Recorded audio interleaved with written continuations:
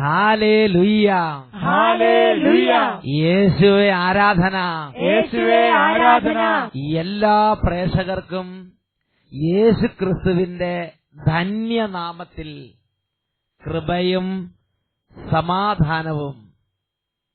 Price the Lord, praise the Lord. ഹല്ലേലൂയ, hallelujah.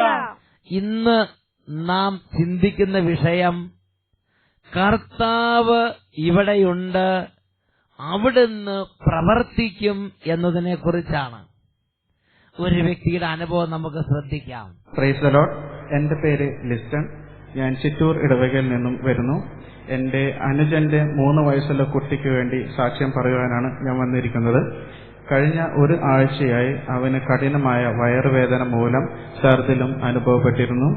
അങ്ങനെ ഹോസ്പിറ്റലിൽ അഡ്മിറ്റ് ചെയ്തപ്പോൾ ഡോക്ടേഴ്സ് പറഞ്ഞു അവന്റെ കുടലെല്ലാം കെട്ടുപിടിഞ്ഞ് കിടക്കുകയാണ്. കഴിഞ്ഞ ഏതോ പനി മൂലം ഇൻഫെക്ഷൻ മൂലമാണ് വന്നിരിക്കുന്നത്. സർജറി അല്ലാതെ വേറെ ഒരു മാർഗവുമില്ല. അങ്ങനെ ശനിയാഴ്ച 9 മണിക്ക് വേണ്ടിയിട്ടാണ് സർജറി വെച്ചിരുന്നത്. കഴിഞ്ഞ ആദ്യ വെള്ളിയാഴ്ച ഞാൻ അട്ടപ്പാടി ധ്യാന കേന്ദ്രത്തിൽ ചെന്ന് പ്രാർത്ഥിച്ചു. അവിടെ നിന്ന് ലഭിച്ച വെഞ്ചരിച്ച വെള്ളം വെള്ളിയാഴ്ച രാത്രി തന്നെ ഞാൻ അവന് കൊണ്ടുവന്ന് കൊടുത്തു. രാവിലെ ഡോക്ടേഴ്സ് ശനിയാഴ്ച രാവിലെ 9 മണിക്ക് വന്ന് സർജറിക്ക് വേണ്ടി നോക്കി സ്കാൻ ചെയ്തപ്പോൾ കുട്ടി ഭേദപ്പെട്ടിരിക്കുന്നു എന്ന് പറഞ്ഞു. കുട്ടിയുടെ ആ കുഴഞ്ഞു മറിഞ്ഞ് തിരിഞ്ഞു മറിഞ്ഞ് കെട്ടുപണഞ്ഞ് കടന്നിരുന്ന കുടല് നേരെ കിടക്കുക, സൗഖ്യം പ്രാപിച്ചിരിക്കുന്നതാണ്. ഓപ്പറേഷന് വേണ്ടി ഡോക്ടർമാർ നോക്കുമ്പോൾ കാണുന്നത്, പിന്നെ ഓപ്പറേഷൻ വേണ്ടി വന്നില്ല. ഇല്ല. എന്നിട്ട് ഞങ്ങൾ പറഞ്ഞു ഒന്നും കൂടി കൺഫേം ചെയ്ത് നോക്കൂ. ഇന്ന് രാവിലെ തിങ്കളാഴ്ച ഒന്നും കൂടി സ്കാൻ ചെയ്തപ്പോൾ ഡോക്ടേഴ്സ് പറഞ്ഞു കുട്ടി പൂർണ്ണമായും ഭേദപ്പെട്ടിരിക്കുന്നു. ഇനി ഓപ്പറേഷൻ വേണ്ട, ഇനി വേണ്ട, ഡിസ്ചാർജ് ചെയ്ത് വീട്ടിൽ പോയി ആ കുട്ടീനെ ഡിസ്ചാർജ് ചെയ്ത് കുട്ടിയായിട്ട് വീട്ടിലേക്ക് പോന്ന് ഇന്ന് ഇവിടെ വന്ന് ഇതാ ഈ സ്റ്റേജിൽ ഇവിടെ കൂടിയിരിക്കുന്ന 10,000ങ്ങളോട് വെഞ്ചിരിച്ച വെള്ളം ഉപയോഗിച്ചപ്പോൾ എങ്ങനെ യേശു വീട്ടിൽ പ്രവർത്തിച്ചുവെന്ന് രേഖപ്പെടുത്തിയിരിക്കുകയാണ്. ഞാൻ അട്ടപ്പാടിയിൽ വെച്ച് തന്നെ പ്രാർത്ഥിച്ചു കുട്ടി ഭേദമാവുകയാണെങ്കിൽ ഞാൻ സാക്ഷ്യപ്പെടുത്തിക്കൊള്ളാമെന്ന്.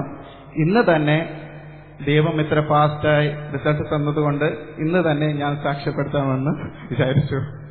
ഉറക്കെ പറഞ്ഞേ ഹല്ലേലൂയ. നോക്ക്, കർത്താവ് അനുഗ്രഹിച്ചു. അബ്രാഹത്തിന്റെ കാലത്ത് കർത്താവ് കൂടെ ഉണ്ടായിരുന്നു. ഇസ്ഹാക്കിന്റെ ദൈവം ഇസ്ഹാക്കിന്റെ കൂടെ ഉണ്ടായിരുന്നു. യാക്കോബിന്റെ ദൈവം യാക്കോബിന്റെ കൂടെ ഉണ്ടായിരുന്നു. അതേപോലെ നമ്മുടെ പിതാക്കന്മാരുടെ കാലഘട്ടത്തിൽ എന്നതുപോലെ നമ്മുടെ ദൈവം ഇന്നും നമ്മുടെ കൂടെ തന്നെ ഉണ്ട്. വിശ്വസിക്കുന്ന എല്ലാവരും കൈ ഉയർത്തി കൈയടിച്ച് കർത്താവിനെ ആരാധിക്കുന്നു. അബ്രഹാമിൻ ദൈവം, ഇസ്ഹാക്കിൻ ദൈവം, യാക്കോബിൻ ദൈവം, എന്റെയും ദൈവം. പാടി. അബ്രഹാമിൻ ദൈവം, ഇസ്ഹാക്കിൻ ദൈവം, യാക്കോബിൻ ദൈവം, എന്റെയും ദൈവം. അബ്രഹാമിൻ ദൈവം, ഇസ്ഹാക്കിൻ ദൈവം, യാക്കോബിൻ ദൈവം, എന്റെയും ദൈവം. യാക്കോബിൻ ദൈവം, എന്റെയും ദൈവം. ഹല്ലേലൂയ, ഹല്ലേലൂയ. യേശുവേ ആരാധന, യേശുവേ ആരാധന. പ്രിയപ്പെട്ട സഹോദരങ്ങളെ, ഈ നിമിഷങ്ങളിൽ എഴുന്നേറ്റ് നിന്ന് നമ്മുടെ എല്ലാവിധ ഭാരങ്ങളും ദൈവമായ കർത്താവിന്റെ കരങ്ങളിലേക്ക് കൊടുക്കാം. അവിശ്വാസിയാകാതെ വിശ്വാസിയായിരിക്കുക. ദൈവത്തിന്റെ വചനം എന്നെയും നിങ്ങളെയും വിളിക്കുകയാണ്. എല്ലാ അവിശ്വാസ പീഡകളെയും കർത്താവെ കഴുകണമെന്ന് പ്രാർത്ഥിക്കാം. ദൈവത്തിന്റെ പരിശുദ്ധാത്മാവിനോട് മല്ലടിക്കുന്ന എന്തെങ്കിലും ബുദ്ധിമുട്ടുണ്ടെങ്കിൽ അതെല്ലാം കഴുകണമേ എന്ന് പരിശുദ്ധാത്മാവിനോട് പ്രാർത്ഥിക്കുക. ഈ സമയം 2 കരങ്ങൾ ഉയർത്തിപ്പിടിക്കുകയാണ്. എത്രമാത്രം ഉറക്കെ ദൈവത്തെ ആരാധിക്കാമോ അത്രയും ഉറക്കെ മക്കളെ ഈ സമയം കർത്താവിനെ ആരാധിക്കണം. രോഗികൾ കർത്താവിനോട് പ്രാർത്ഥിക്കുക. വിദ്യാർത്ഥിനികൾ കർത്താവിനോട് പ്രാർത്ഥിക്കുക. കർത്താവ് ഇവിടെയുണ്ട്, അവിടുന്ന് പ്രവർത്തിക്കും. കരങ്ങൾ ഉയർത്തി സ്തുതിക്കുന്നു. ഹല്ലേലൂയ, ഹല്ലേലൂയ, ഹല്ലേലൂയ, ഹല്ലേലൂയ. കർത്താവേ, അത്ഭുതങ്ങളുടെ രാജാവേ, അത്ഭുതങ്ങളുടെ കർത്താവേ, കരങ്ങൾ തുറന്നുകൊടുത്ത് അനുഗ്രഹിക്കുന്നവനെ 145 സങ്കീർത്തനത്തിൽ 16 തിരുലേഖനം കർത്താവ് കരം തുറന്നു കൊടുക്കുന്നു. എല്ലാവരും സംതൃപ്തരാകുന്നു. ആരാധന, ആരാധന. Glory, glory, glory. കർത്താവ് കരം തുറക്കും, എല്ലാരും തൃപ്തരാകും. രാജാവേ തൻവചന സേവിച്ചിടുമ്പോ ആത്മീയ ശക്തി ഉണരും. കർത്താവ് കരം തുറക്കും, എല്ലാരും തൃപ്തരാകും. തൻവചന സേവിച്ചിടുമ്പോ ആത്മീയ ശക്തി ഉണരും. സർവവിധ തിന്മകളും തകർന്നിടും അവൻ ശക്തിയാ. സർവവിധ തിന്മകളും തകർന്നിടും അവൻ ശക്തിയാ. ഹല്ലേലൂയ ഹല്ലേലൂയ ഹല്ലേലൂയ ഹല്ലേലൂയ ഹല്ലേലൂയ ഹല്ലേലൂയ ഹല്ലേലൂയ ഹല്ലേലൂയ.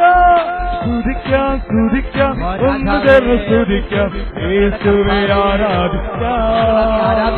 വാഴ്ത്താം വാഴ്ത്താം യേശുനാമം വാഴ്ത്താം, നാഥനെ വാഴ്ത്തിപ്പാടാം.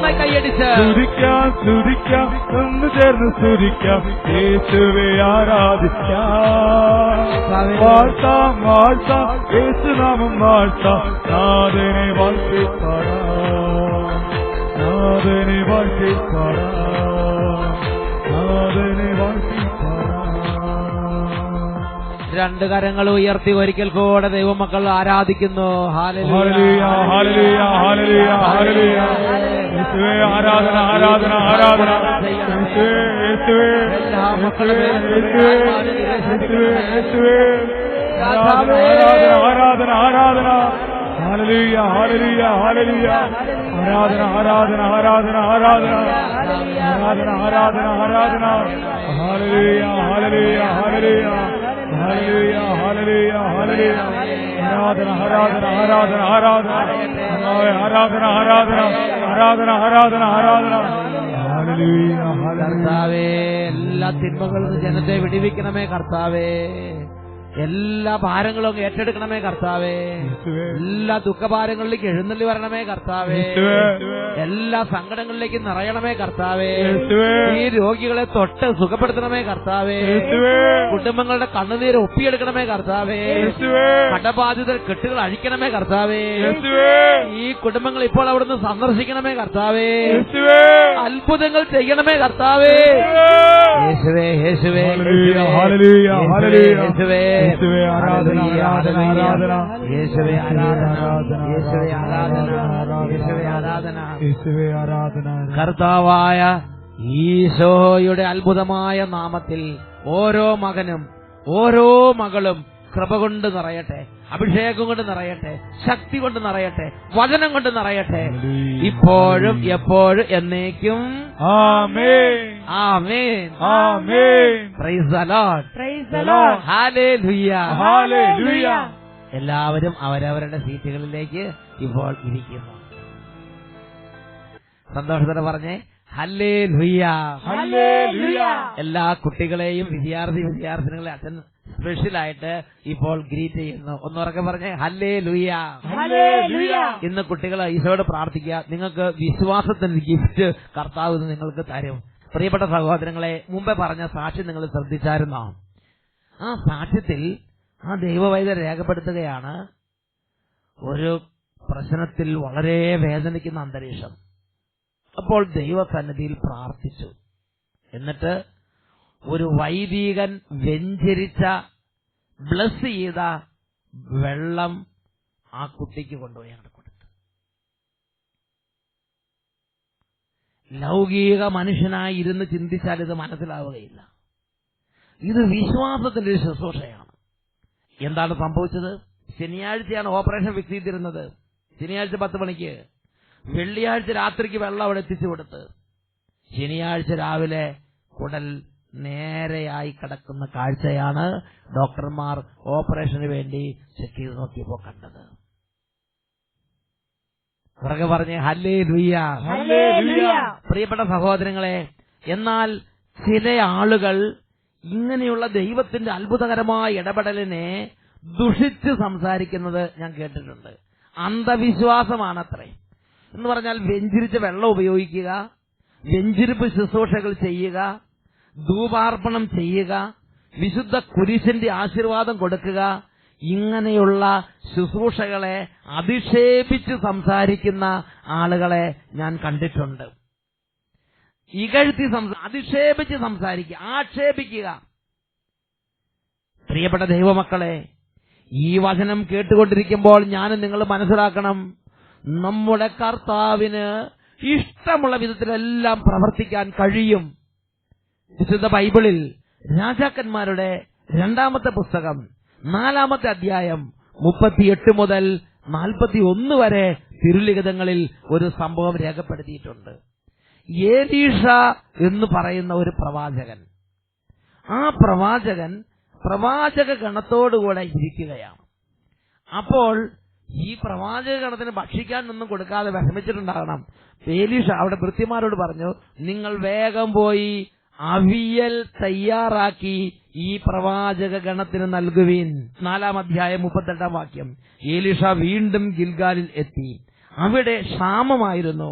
പ്രവാചക ഗണം മുമ്പിലിരിക്കെ അവൻ ഭൃത്യനോട് പറഞ്ഞു, പ്രവാചക ഗണത്തിന് വലിയ പാത്രത്തിൽ അവിയൽ തയ്യാറാക്കുക. അവിയൽ അതുകൊണ്ട് ഈ ഭൃത്യൻ വേഗം പറമ്പിലേക്ക് ഇറങ്ങി, കാട്ടിലേക്ക് ഇറങ്ങി. അവിടെ ഭക്ഷ്യയോഗ്യമായ സസ്യങ്ങളെല്ലാം കൂടി ശേഖരിച്ചു. അങ്ങനെ അവിയൽ തയ്യാറാക്കാൻ ധൃതിയിൽ അദ്ദേഹം അധ്വാനിച്ചുകൊണ്ടിരിക്കുകയാണ്. 39-ാമത്തെ വാക്യം. അവരിൽ ഒരാൾ വയലിൽ നിന്ന് സസ്യങ്ങൾ ശേഖരിക്കുമ്പോൾ ഒരു കാട്ടുമുന്തിരി കാണുകയും അതിൽ നിന്ന് മടി നിറയെ കായ്കൾ പറിച്ചെടുക്കുകയും ചെയ്തു. അവ എന്താണെന്ന് മനസ്സിലാക്കാതെ നുറുക്കി നുറുക്കി പാത്രത്തിലേക്കിട്ടു.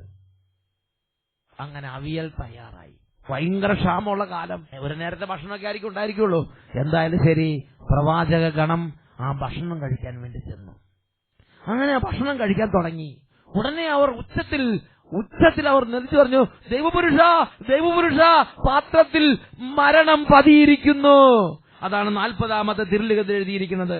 അനന്തരം അവിയൽ വിളമ്പി.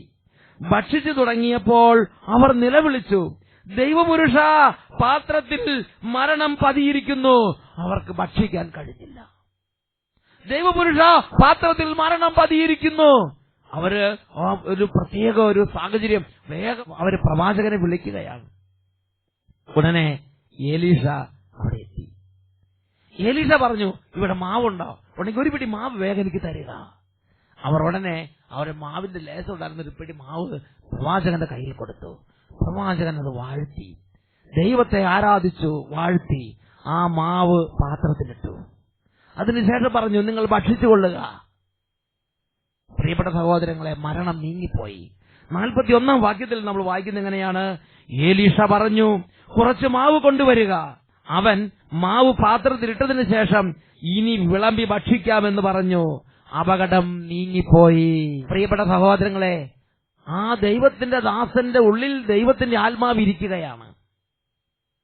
അവിടെ ദൈവത്തിന്റെ മക്കൾ ഒരു ബുദ്ധിമുട്ട് നേരിടുകയാണ് പ്രാക്ടിക്കലായിട്ട്. അപ്പോൾ ഈ ദൈവദാസന്റെ ഉള്ളിൽ ദൈവത്തിന്റെ ആത്മാവ് അപ്പൊ തന്നെ സൊല്യൂഷൻ പറഞ്ഞു കൊടുക്കുകയാണ്. ഒരു പിടി മാവെടുത്ത് വാഴ്ത്തി പാത്രത്തിലിടുക. ആ മരണവും അതിനുണ്ടാകുന്ന വിഷാംശങ്ങളും പരിപൂർണമായി നീങ്ങിപ്പോയി. പ്രിയപ്പെട്ട സഹോദരങ്ങളെ, അതാരാ ആ മരണം അവിടെ നീക്കിക്കളഞ്ഞത്? ആരാ ആ വിഷാംശം അവിടെ നിന്ന് എടുത്തു മാറ്റിയത്?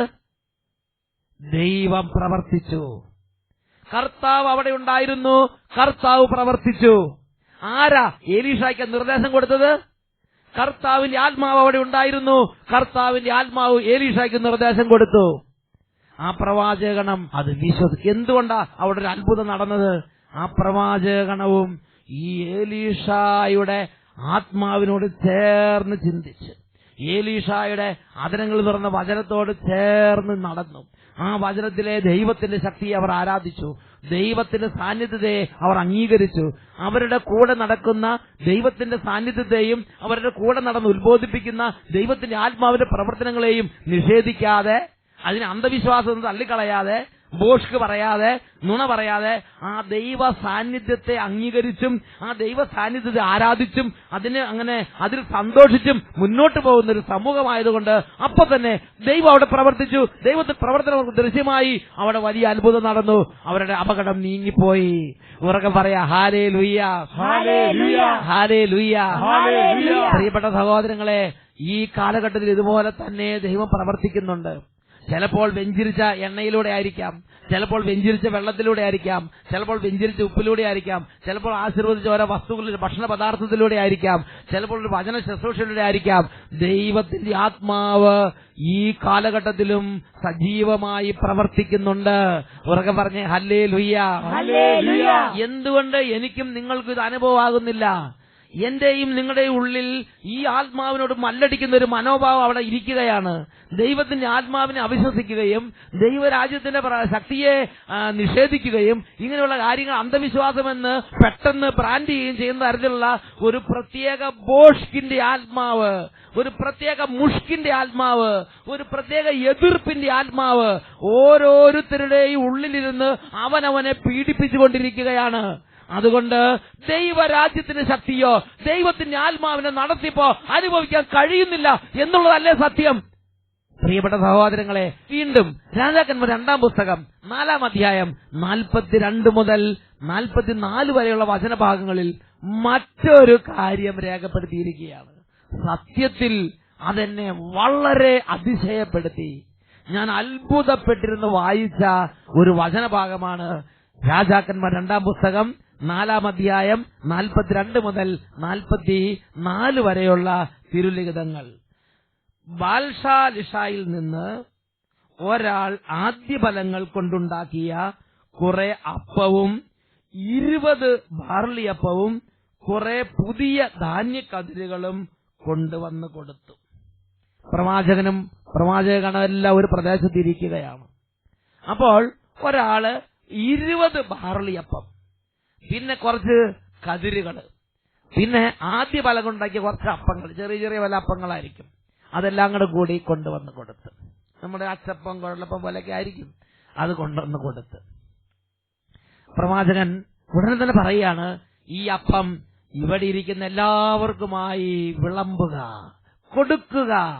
ദൈവത്തിന്റെ ആത്മാവിന്റെ നിറവുണ്ടായിരുന്ന പ്രവാചകൻ പറയുകയാണ്, ഇത് വേഗം ഇവർക്ക് കൊടുക്കുക. അവർ വേഗം അത് വിളമ്പി. അതാണ് അടുത്ത് നമ്മൾ വായിക്കുന്നത്. ധാന്യക്കതിരുകൾ കൊണ്ടുവന്ന് ദൈവപുരുഷന് കൊടുത്തു. അപ്പോൾ എലീഷ പറഞ്ഞു, അത് ഇവർക്ക് കൊടുക്കുക, അവർ ഭക്ഷിക്കട്ടെ. അവിടെ ഉണ്ടായിരുന്ന ആളുകളെ ചൂണ്ടിക്കാട്ടി പറയാണ്, ഇവർക്കെല്ലാവർക്കുമായി ഇത് വേഗം കൊടുക്ക്, ഇവർ ഭക്ഷിക്കട്ടെ. പ്രിയപ്പെട്ട സഹോദരങ്ങളെ, അപ്പോൾ ഇതിന് ചുമതലയുണ്ടായിരുന്ന ആ സഹോദരൻ ചോദിക്കുകയാണ്, പ്രഭോ, ഇതുകൊണ്ട് ഞാൻ എങ്ങനെ ഇത്ര ആളുകൾക്ക് തികയ്ക്കും? അതാണ് അടുത്ത വാക്യം, 43-ാമത്തെ തിരുലിഖിതം. ഭൃത്യൻ ചോദിച്ചു, 100 ആളുകൾക്കായി ഇതുകൊണ്ട് എങ്ങനെ പങ്കുവെക്കാൻ? പ്രവാചകനോട് ചോദിച്ചു, പ്രവാചക, എന്താ ഈ പറയണത്?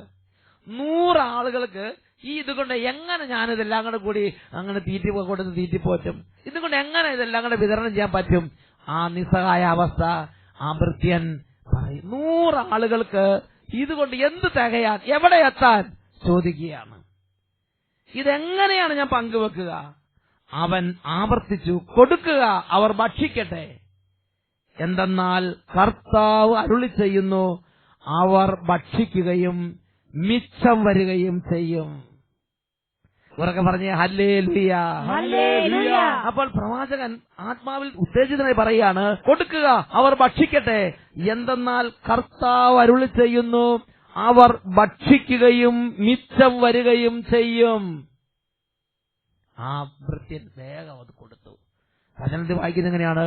എല്ലാവരും വയറ് നിറയെ ഭക്ഷിച്ചു, പിന്നെ ഒരുപാട് ഭക്ഷണം ബാക്കി വന്നു. അതാണ് അടുത്ത വാക്യം. ഭൃത്യൻ അത് അവർക്ക് വിളമ്പി, കർത്താവ് അരുളി ചെയ്തതുപോലെ അവർ ഭക്ഷിച്ചു, മിച്ചം വരികയും ചെയ്തു. പ്രിയപ്പെട്ട സഹോദരങ്ങളെ, നോക്കുക, ബ്ലസ് ചെയ്തില്ല, വെഞ്ചരിച്ചില്ല, പ്രവാചകൻ കയ്യിലെടുത്തില്ല, ഒന്നും ചെയ്തില്ല. അതരങ്ങൾ കൂടെ ഒരു ആജ്ഞ നൽകിയതേ ഉള്ളൂ, വിളമ്പുക, ഇവർ ഭക്ഷിക്കട്ടെ. ഈ ഭക്ഷണം, ഈ അപ്പം ഇവർക്ക് കൊടുക്കുക, അവർ ഭക്ഷിക്കട്ടെ. ഉടനെ ചോദിക്കരുത് എങ്ങനെ കൊടുക്കും. അപ്പോൾ വീണ്ടും പറഞ്ഞു, ഞാൻ വീണ്ടും പറയുന്നു, കൊടുക്കുക, അവർ ഭക്ഷിക്കട്ടെ.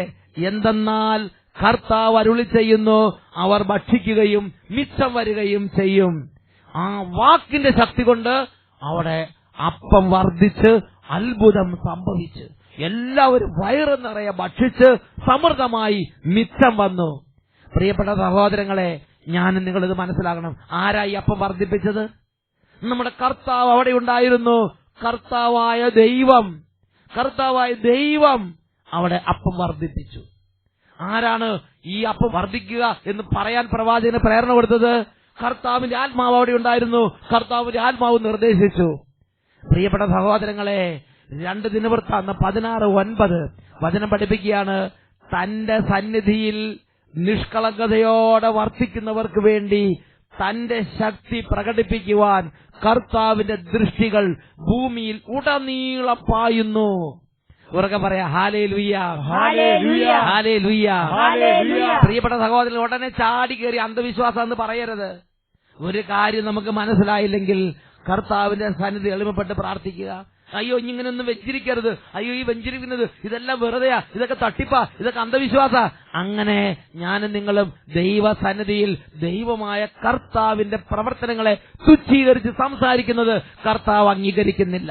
യെശയ്യായുടെ പുസ്തകത്തിൽ 40-ാം അധ്യായം 12 മുതൽ 15 വരെ തിരുലിഖിതങ്ങൾ, കൈക്കുമ്പിളിൽ ആഴികൾ അളക്കുകയും ആകാശ വിശാലതയെ ചാണിൽ ഒതുക്കുകയും ഭൂമിയിലെ പൊടിയെ അളവുപാത്രത്തിൽ ഉൾക്കൊള്ളിക്കുകയും പർവ്വതങ്ങളുടെ ഭാരം വെള്ളിക്കോൽ നിശ്ചയിക്കുകയും കുന്നുകളെ തുലാസിൽ തൂക്കുകയും ചെയ്തതിനാര്?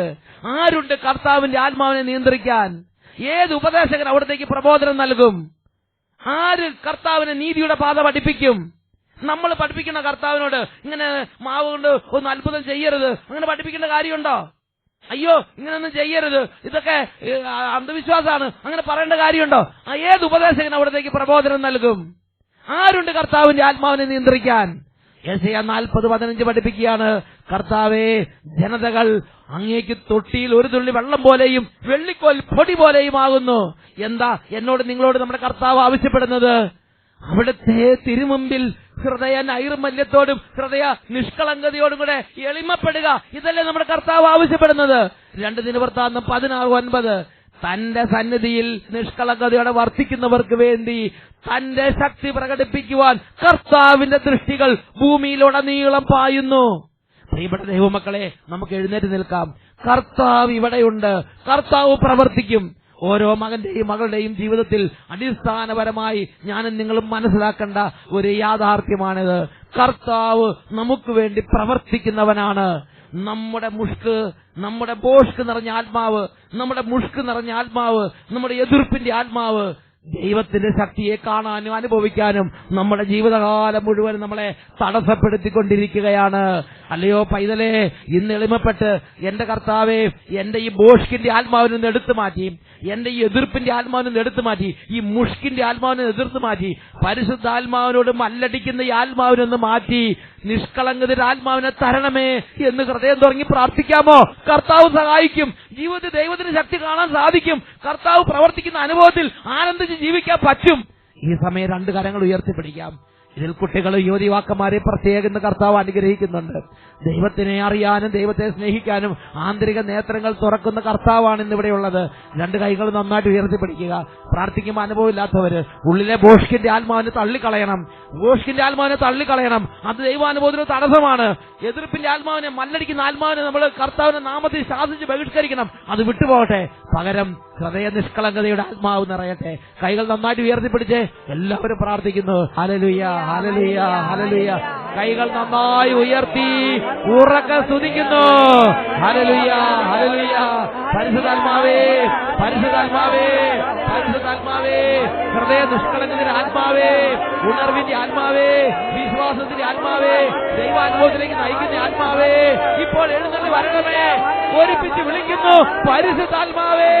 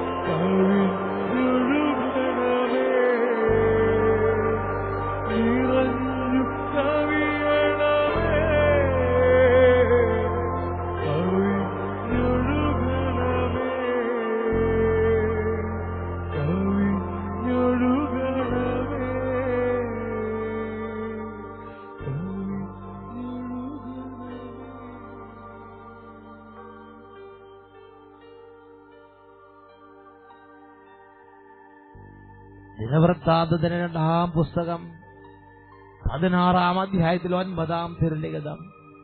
തന്റെ സന്നിധിയിൽ നിഷ്കളങ്കതയോടെ വർത്തിക്കുന്നവർക്ക് വേണ്ടി തന്റെ ശക്തി പ്രകടിപ്പിക്കുവാൻ കർത്താവിന്റെ ദൃഷ്ടികൾ ഭൂമിയിലുടനീളം പായുന്നു.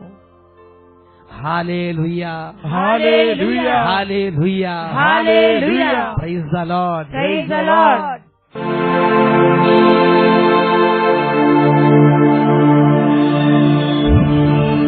El Shaddai.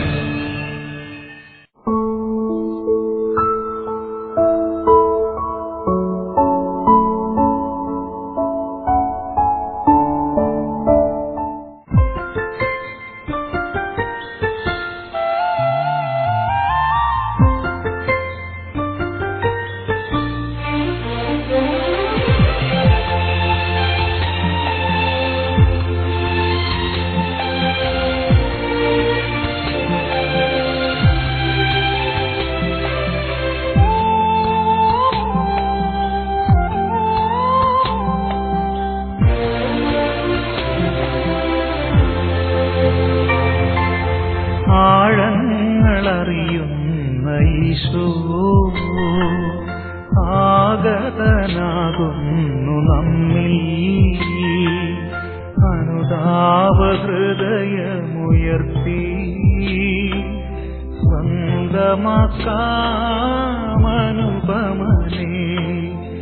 ആഴങ്ങളറിയുന്ന ഈശോ ആഗതനാകുന്നു നമ്മിൽ, അനുതാപഹൃദയമുയർത്തി സ്വന്തമാക്കാമനുപമനേ. ആഴങ്ങളറിയുന്ന ഈശോ. ഹല്ലേലൂയ, ഹല്ലേലൂയ. യേശുവേ ആരാധന. യേശുവേ ആരാധന. പ്രിയപ്പെട്ട സഹോദരീ സഹോദരങ്ങളെ, സ്വർഗത്തിലെ യേശു ഇവിടെ സന്നിഹിതനാണ്. നാനാജാതി മതസ്ഥരായ എല്ലാ മക്കളും ഇപ്പോൾ എത്രമാത്രം വിശ്വാസത്തോടെ യേശുവിനെ വിളിക്കാൻ പറ്റുമോ അത്രയും ദാഹത്തോടെ വിശ്വാസത്തോടെ യേശുവിനെ വിളിക്കണം. നിങ്ങളുടെ കഠിന വേദന എന്തായാലും ഇപ്പോൾ സമർപ്പിക്കുക. കരങ്ങൾ ഉയർത്തിപ്പിടിക്കാം. യേശുവിലേക്ക് നോക്കുക. എല്ലാവരും ഒരുമിച്ച് വിളിക്കുന്നു. യേശുവേ, യേശുവേ, യേശുവേ, യേശുവേ, യേശുവേ, യേശുവേ, യേശുവേ, യേശുവേ, യേശുവേ, യേശുവേ. ഹൃദയം നുറുങ്ങി വിളിക്കുന്നു. യേശുവേ, യേശുവേ, യേശുവേ, യേശുവേ, യേശുവേ, യേശുവേ, യേശുവേ, യേശുവേ, യേശുവേ.